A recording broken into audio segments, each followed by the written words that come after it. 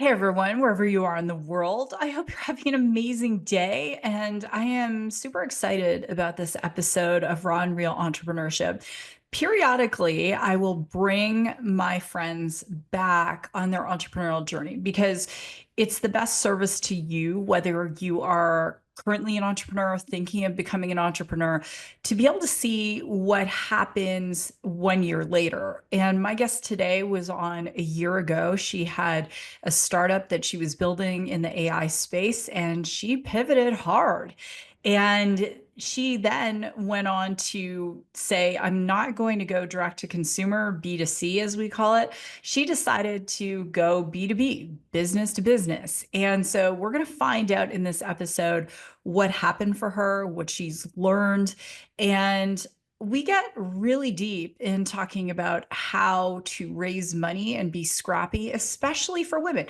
Now, Raw and Real Entrepreneurship is a show for all of y'all. And it's been such a great joy to bring men and women who are crushing it in the entrepreneurial space, and also those who've had their struggles and who have lost businesses.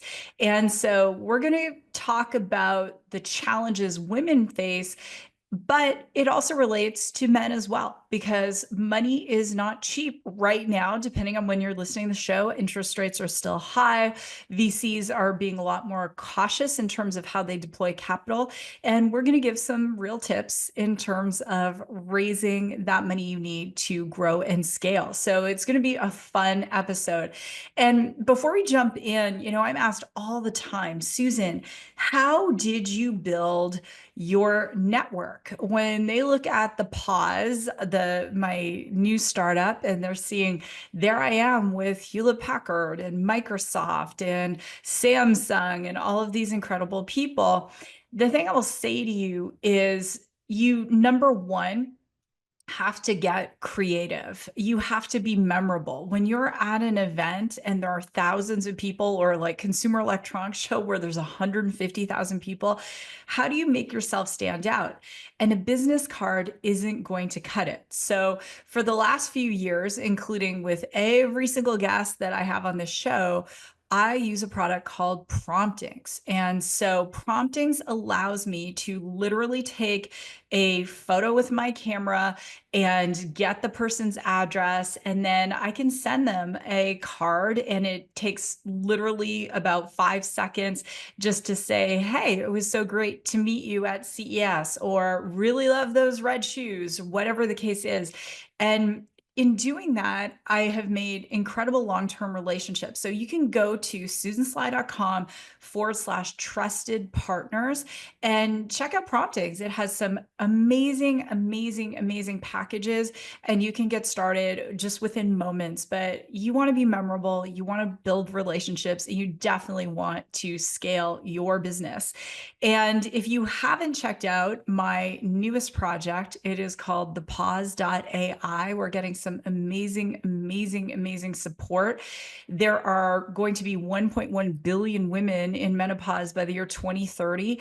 And women, although they enter menopause on average at age 51, we will spend 40% of our lives in menopause. So once we actually start menopause, the rest of our lives, we are in menopause. So we have built a digital health platform that's available in the App Store. It is going to save you time. It is going to save you money. You, instead of guessing, am I in menopause? Am I in perimenopause? You will be able to determine very quickly which stage you're in. We also have a generative AI agent named Harmony. She will do everything from write a grocery list, a workout plan. She'll help you optimize your schedule. She's there if you need a coach in the middle of the night. You're having, just challenges with your mood. She is there to assist. So go to www.thepause.ai. So with that, speaking of AI, we are going to get into today's show. And my guest is a distinguished serial entrepreneur with specialization in agricultural science, not AI. And she has grown several technology-based businesses. Her 25-year career has included leading commercialization for some of the largest global companies in animal health and agriculture. She co-founded a award-winning North American marketing agency. She has been recognized as the top finalist for Entrepreneur of the Year for the Women in AI. That's how I met her. I was a top 5 finalist too. That's how we met. And now her latest project, Sylvester.ai, is helping people really get to know how their amazing pet, their cat, is navigating the world when their cat is in pain, what their cat is going through. If you're not a cat lover, you're still going to love this episode, because I can promise you that one of the things you're going to learn in the episode is that cats are the #1 top pet companion now, and people are getting to learn more about cats, but this technology is being widely adopted and helping kitties, and I have 2 kitties, Nigel and Luca, really live their best lives. So I'm excited for you for this episode with my dear friend Susan Groeneveld. This is Raw and Real Entrepreneurship, the show that brings the no-nonsense truth of what is required to start, grow, and scale your business. I am your host, Susan Slack. Okay, Susan, so we have a show to do, because you and I started chatting before the record button and we're catching up. We haven't spoken in a year, and I always love bringing back founders to do a check-in, and you have so much good news happening. And let's catch up. What has happened for Sylvester in the last year? Yeah, as an entrepreneur, we don't generally look backwards, right? Mm. Like, this is actually really hard work for me to think about what's behind me, because I'm always thinking about what's ahead. But we've had a really good year, and I think I'll start with where we are today, and then kind of move backwards. So today we're scaling in a potential of 1,000 veterinary clinics. If you recall, our technology is for cats. Cats are now the largest growing companion animal space. And the pet care industry itself is bigger than pediatrics in human health. And so our companions have become, a part of our family in so many ways, emotional support, where the world is going. And so for cats, this is a really big deal. For us, obviously, with 1,000 potential clinics using our technology, if you think about how many cats per clinic, the doors are open for us. So, we have 2 contracts currently. We get one of them half right, and we're already miles ahead in what we're doing. So, what's really changed in this past year is people are more comfortable with AI in their lives. I'd say probably that is the biggest thing that's changed for us. Is a year ago when we talked about AI, people weren't really sure how it worked. Investors weren't sure how to make money in it. And now, as you know, right, if you follow PitchBook or Crunchbase or anything, or any news of the world, AI is pervasive in everything, and people are starting to bet on it. So that's been a big shift for us. Then coupled with the fact that the trend now around cats is so big, we're hitting all the high points in terms of what's really exciting. And there's not a lot of options for cats. And if you think this sounds like maybe human health and female versus male, it's exactly how I think about it. We're picking a species that's been widely overlooked for a long time. A lot of the research that's been done for cats has been done on dog products. And today there is still a huge bias against cats. And so these all present in little things, right? And so I think a lot about like the journey you're on, and women and men in health. And it's just, we've got a long road to go, but things are now really starting to escalate quickly in terms of our journey. Well, and for the listeners who didn't hear our first show, you did a massive fast pivot, which I found candidly so inspiring, Mm. because you initially launched in this B2C model And then you said, you know what? And you had great traction because you got press and you had I seem to remember something like 30,000 downloads the first week because the AP picked it up. And then you said, well, you know what? No, we're actually going to pivot and Mhm. go B2B. Mhm. And so, which thinking about that, most people, and myself included, starting with a consumer app for very deliberate reasons, would love to have those kinds of numbers. And you pivoting and saying, no, this is the place we're going to go. And fast forward time, a year, 1,000 vet clinics and growing.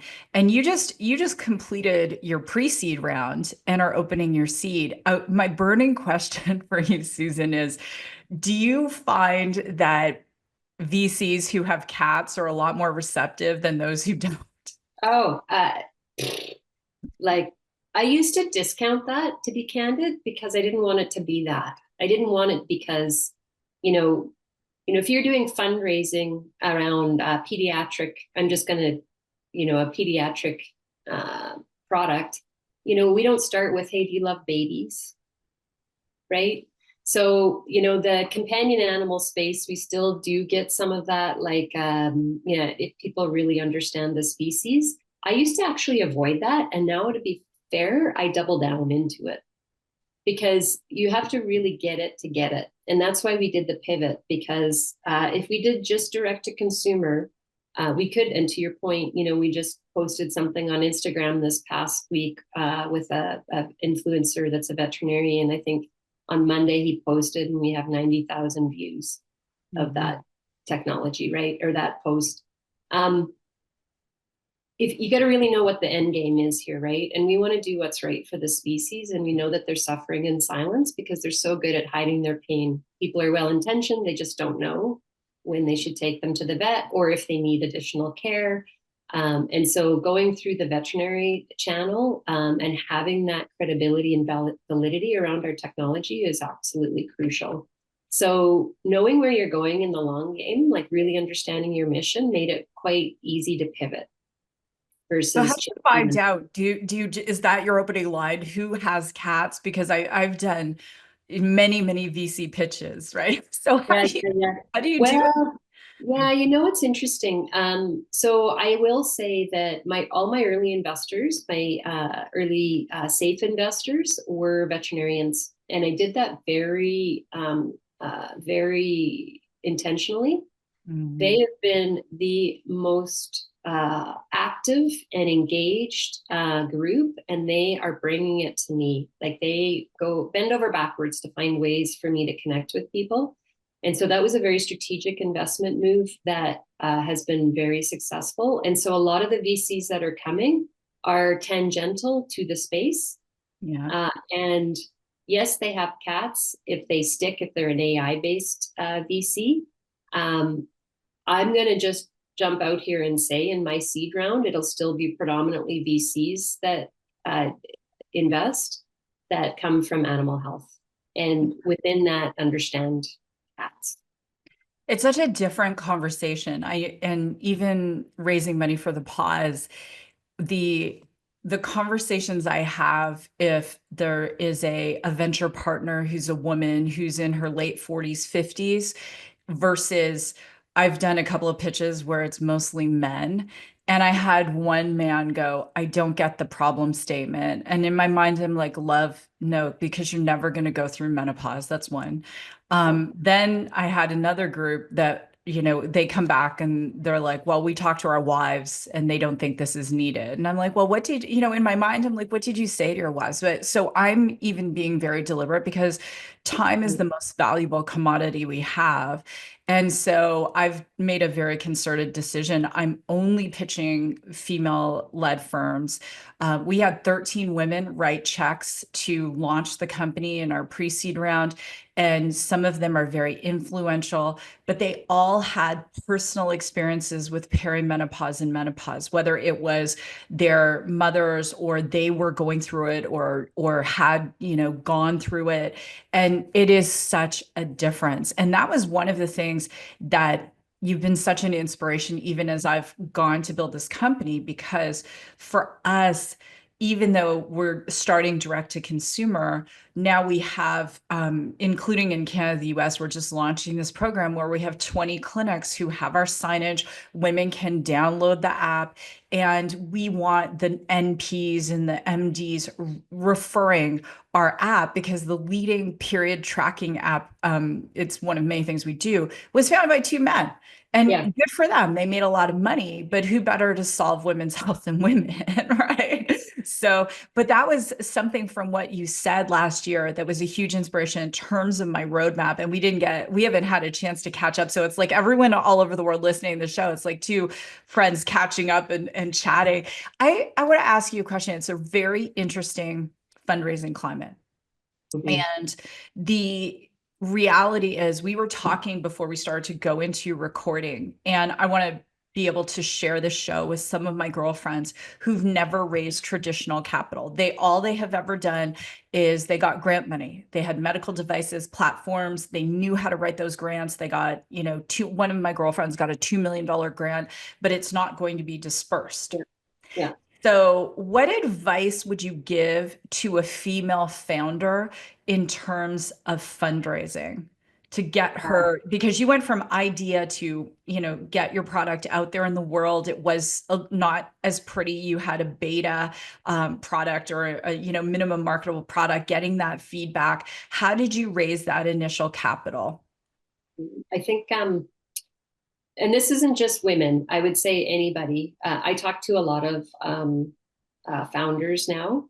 And, I have also worked in the past with groups that have raised 100 million in Mm. D-series. And to a fault, I'd say you're not thinking big enough. Mm. And so if you're going to play it safe, and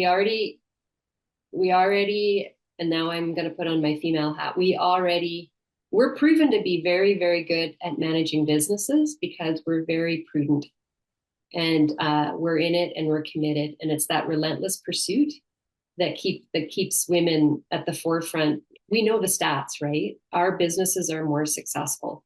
But on the flip side, we often don't think big enough. And so when you're in the VC space, or when you're in funding, they want to hear a story, and they want to hear a big story. And so what's really interesting now is you can play it safe and not think big enough and never get a sniff at it, or you can be like, feel really uncomfortable and make promises that, you're not sure that you can do as a company.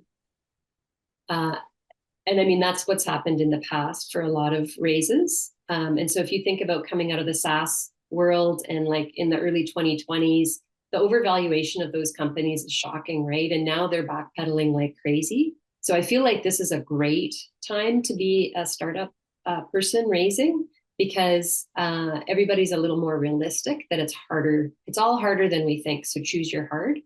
But also the coaching that I've been getting is just take what you need. It's probably, as a woman, going to be more than you think, because we think we can get it done, like just a little bit more elbow grease. So take a little bit more than you need, but you don't have to sell yourself like you're going to the moon.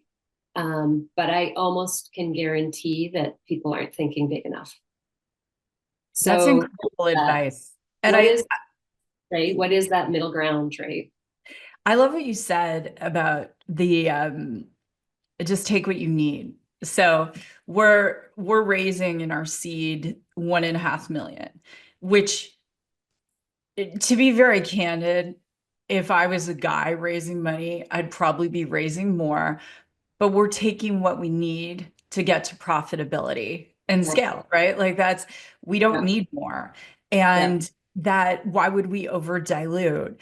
And Yeah. so that, for a lot of women, is really going to mean stepping back and figuring out this question: what do I need to get my minimum marketable product out the door, if that's your pre-seed? What do I need to scale and get to profitability, if that's your seed? What do I need now for my moonshot to really give a great ROI, if it's an A round? And to surround yourself with women who've walked that for you, with you, because the reality is, men raise more capital. The statistic actually went down. So it used to be 2.5% of women-led pitches to VCs got funded. It actually went down to, I think, 2.3%. If you're a brown woman, a black woman, it's like way less than that. So there's all these headwinds against you in raising the capital, and you've really got to walk in like that Amy Cuddy, you've got to power pose and know that you might have to pitch 3 times, 4 times, 5 times as many, 10 times as many to get those yeses. So my burning question for you is this a priced round, or are you doing a convertible note? It'll be priced. Yeah, we'll do a priced round, and we're just working on the terms right now. I'm fortunate because of the space we're in and the interest that we already have investors lined up to have the conversations. So, I was actually going to wait until I had more of my monthly recurring revenue sorted, because we have projections, right, with all these clinics. But we're doing it with a bunch of contract people that are fantastic, but it's a grind, right? Because you're always just like, moving things constantly. So our lead VC said, hey, you know what? Let's raise on the opportunity here so that you can put in the people that you need to actually hit the milestones. Yeah. Because, sometimes you got to go slow to go fast. I would say, even though last year flew by, we actually slowed down, right, with our pivot to go fast now. And so, I'm actually really excited to roll into the seed raise. The pre-seed money, for your listeners that haven't raised pre-seed, or they're still like, angel investors and safes, it's hard. It's probably the hardest money that you'll ever raise. And then the other insight in that is you're never going to not be raising. So I just, for 6 months, I probably thought, oh man, I'll just be glad when I don't have to worry about the money and I can just focus on the product. And now I'm like, oh, I am always going to be thinking about the money. And, once I've submitted to that, it's totally fine. So we're never done raising. We will never be done raising. No. Even when you're profitable, because there's always going to be the next, the next, the next, the next. So this is why the passion, that you have for the company that you're starting and going to exit, it has to be everything, right? Everything that you're doing. I think the other advice that I would give is start with an exit in mind. And that's what I mean about not thinking big enough. This isn't just to prove that someone likes your idea or that you can make money on your idea. This is really taking that long view and saying, okay, who's going to buy this product or this business, and how big is that? Where are the boundaries, right? And I've resigned myself to think that in life, and it's lovely to talk to you because I think you think the same way. I just look at business models all day long. Like when I'm buying clothes, I'm thinking about the business model that I'm actually supporting. Yeah. All I do is think about business models. I'm not thinking about products or have to haves. I'm thinking about, oh, that's interesting. I wonder why they started that makeup brand. I wonder what their competitive advantage is. Like, I just live in the land of business models. I don't know if you're that way, but that's all I think about now. I do. And I've started we were talking about this show prior to starting the show. And so I think we're around 400 shows now. And I stopped the show last year when my dad died because I was just, Susan, I was grieving, but I was also standing up a company. And I said to our producer, I was like, so I can only do what I can do, because being an only child, living in the US, but father in Canada, and everything. And for anyone who's ever lost a parent, loved one, there's a lot that goes on, and you deal with all of that before you can even deal with your own emotions. And so I was raising money, and my dad had died. I was also finishing a second program at MIT in the engineering school.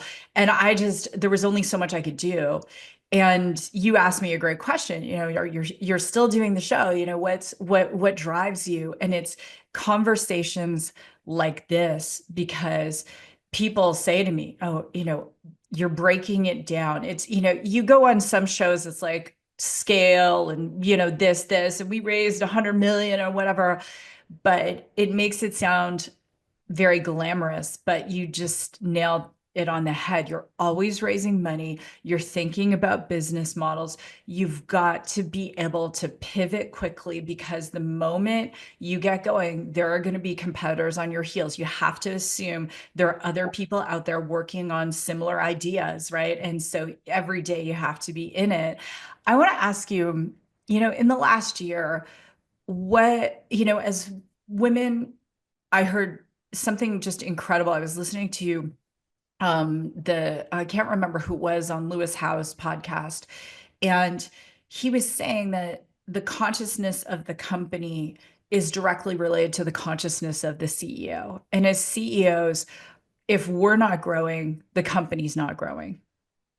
Yeah. So what has been your growth personally in the last year? Oh boy. I think you've hit a lot of it on the head, in terms of like, working with family, having other uh, competing priorities outside of the business, and really understanding where you want to spend your time. Yeah. And so I'm absolutely a barracuda about how I spend my time. Before, I used to just want to be the nice person that took all the calls, helped whoever I could help, listen to the salespeople. And now I am ruthless about it. Like, I can't take that. So, I think I've grown that way a ton. I've also grown in that, like having a startup and scaling the way we're scaling, it's like doing a mini MBA every day. Yeah. And HR and product management and sales, right? Like, you're just in it, you're in the water. And so I think the other thing for me for growth is figuring out how to have the right people on the team. So now that we're into scale, it can be led by me, but I can't do everything. And so I'm actually using EOS, which is an operational system to help me get the right people doing the right type of work. I've had, two of the people that this time last year I would have said are going to be with me. They're my ride or dies. They're no longer with us. And I just met with one of them yesterday, actually, and it's all good because there's a fluidity around startup where you need the right people for the right period of time. I'm pretty transparent about that in terms of who's going to take me to the next step and who has the right skill sets. But I also, it doesn't need to be a horrible experience for anybody, right? So if there's a shared passion, we ask people if they have cats when they come on board. Just about everybody on the team has cats. And, we're not trying to select for that, but those hard days when you're wondering if you should pack it in, and you will have them, right? It's like looking at the animal or looking at ourselves in the mirror and going, yeah, how many other people are going through what we're going through, right? In terms of life. So I think getting really transparent with life, getting really real. There's so many things that are an illusion in life, and understanding that what really matters. I think I've done a lot of growth in that area.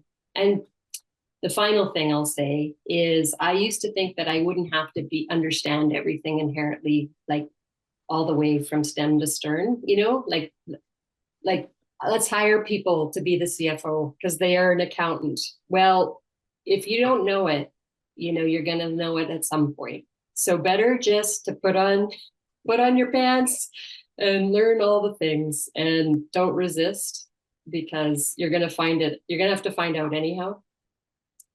So yeah, and asking for help.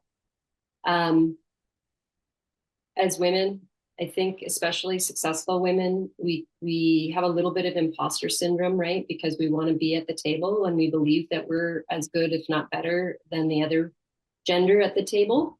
But the reality is, it's okay to ask questions and not know everything, and surround yourself with people that you trust, and have a really strong, I have a really strong team, like a strong lawyer that's with us, strong head of operations. Like those are crucial. You just rip the Band-Aid because it's going to happen anyhow. I was trying to not laugh like that deep laugh when you said you have to understand everything, you have to know everything, guys, because it's so true. Like, we're in terms of really thinking about all of it. And I just had this conversation this morning.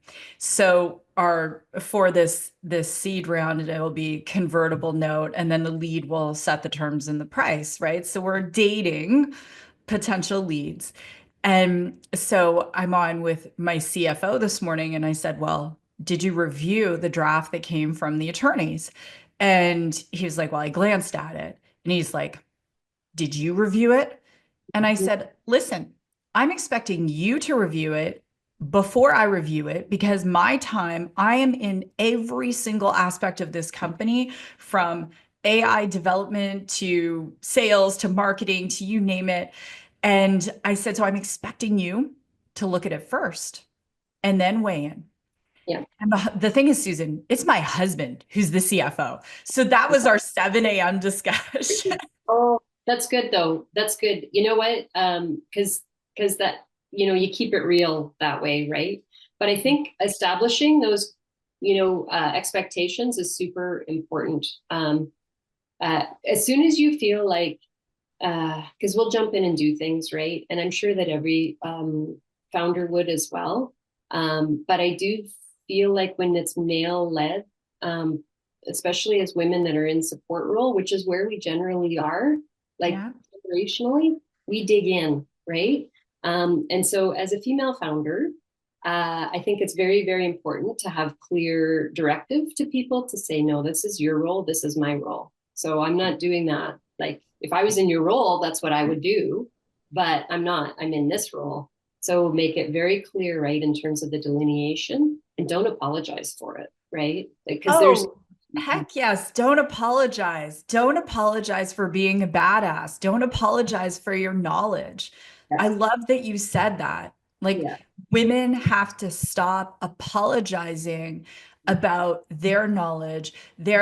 You may go in and pitch it. This happened to me. So I went in to pitch a VC and it was all men. And this was in the past company. And the lead takes me aside and says, women like you often have to compensate for their gender. And you came off as overconfident or something. And I'm like, wow. Do you say that to men too? Like, yeah, really? yeah. It's incredible. I have another business that my husband and I have had for 20 years. It's been very, very good to us. And we just had to change some payroll things in terms of the provider. And they asked me for proof of ownership that I had ownership in the company to ask for the change. And I'm like, really? Like after 20 years? Like as a male with like that is wild. That is wild, right? So these are, I mean, like we're not. The world is changing, and it isn't about being problematic, but it's also like standing in our power, right?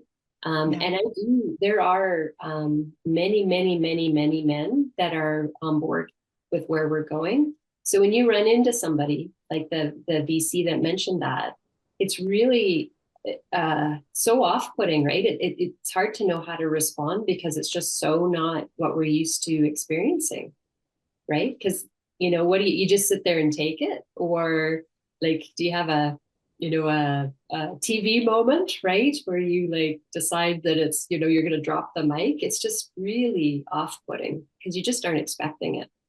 Yeah, and to your point, there are a lot that, and that's why, I've been asked so many times, why don't you just make Raw and Real Entrepreneurship all female founders?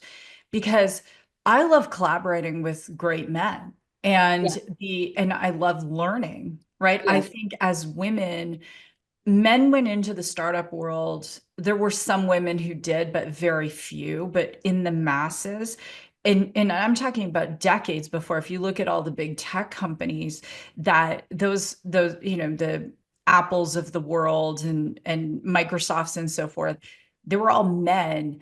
And it's not because women were not in the periphery. It's women weren't in STEM. They were not encouraged to code. I mean, all of those things. So we have a lot to learn. And there are some fantastic men.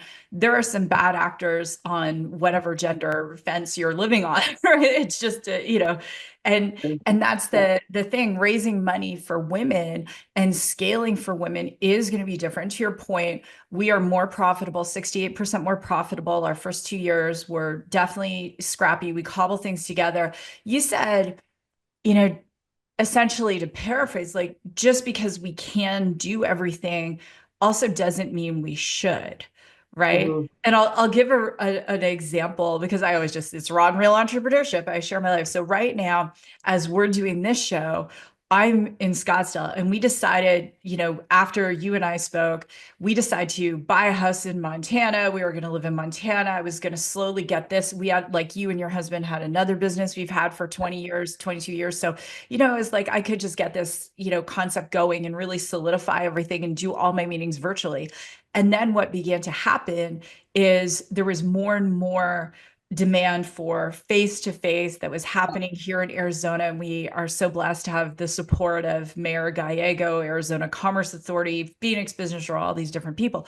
And so I had a condo here, and I kept going back and forth, and I just couldn't do it anymore. My husband and I had a huge fight. I'll tell everyone, right?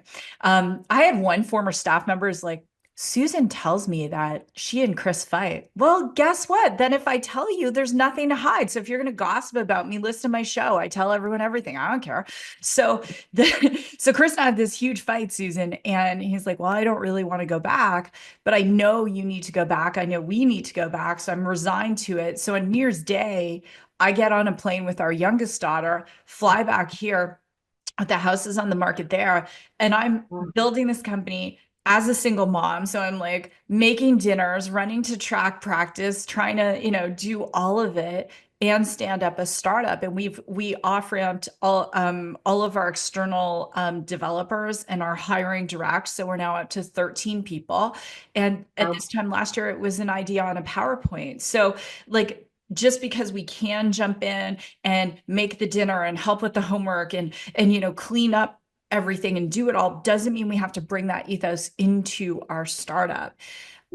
Let me ask you this. You mentioned, two of your ride and dies are no longer with you. How have your standards changed in terms of who deserves to come on this journey at Sylvester with you at this inflection point in the company? That's a hard question. That is such a hard question. So the people that I didn't know what I needed when I was like, the way the shape of the business is coming is wildly different, in a year, right? Because we have revenue knocking on the door now that's significant. Yeah. Before, when we were conceptual, you need people that can like grab something that's like air, and like make it mean something. As it becomes more concrete, you need people that can help scale process. Yeah. And so we have not taken, and again, this goes to that pivot from B2B, or so from B2C to B2B.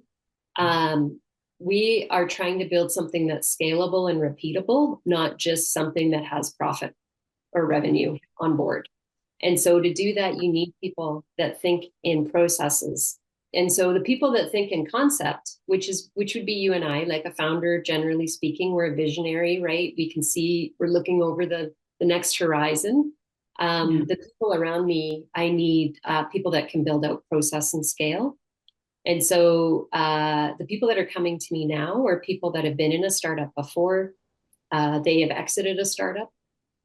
So they've seen it through to exit, and they understand digital because I'm living in the AI and digital space, and they understand the veterinary space. So I'm being very intentional. It's not just, oh yeah, this person is a friend and, she's got good organizational skills. I think she'll be great to help me, get organized, and she does some marketing. It's not like that anymore. It's very intentional to, again, what is that exit? And who can help me get there, because we're trying to scale something. And so the people now are people that understand ESOP. They understand when to come in with a share. It's just a different level of experience. And the people that are ready for you, they'll find you. So Mm, they can tell, like, from your LinkedIn or from wherever the company is, you'll find that people will be attracted based on where you are in the stage of the company. yeah. And if people are just showing up in a startup for the paycheck, which I know can be really attractive, especially as you raise, I deal with 4 different lawyers for different things. And I have to say, they're the most happy people when I do a raise because they get paid to do the paperwork, right? Yeah. But when you're working through a raise, right? The people that are just coming for a paycheck, they're not going to last. No. So, Absolutely. And to your point, what drives me crazy, I was speaking to one of our team that we have some contractors, we're using some overseas just because it makes affordable. Um, and but if someone has a stake in the ESOP and they say your company, I'm like, I will shut them down right away, because mhm. early employees, of course, they get the best equity. And so it's like, no, this is our company, do not say that. There are just things I don't tolerate. And I think even since the last time you and I have spoken, I would say for myself, Susan, it's like there I one, I'm guarding my time like you are, and number two, I'm just like, look, I will fire fast. I will get rid of people fast. It's just, if you are not a cultural fit, then Mhm. no. The other thing we did is none of our advisors they have equity only because they're investors. So when you Yes. see people on Right. our website, they're all Yeah. investors.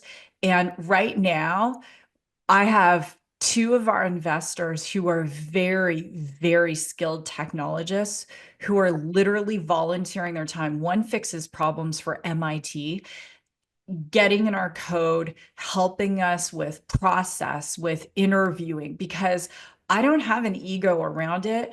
Like you said, you have to be able to ask for help. And especially when you have, my advice for anyone raising money is don't freaking give a bunch of equity away to advisors who aren't investors. They don't, Totally. I've never seen them really do very much, ever. Yeah, totally agree. And that's interesting, right? Early on, I had people coming to me asking to be co-founder.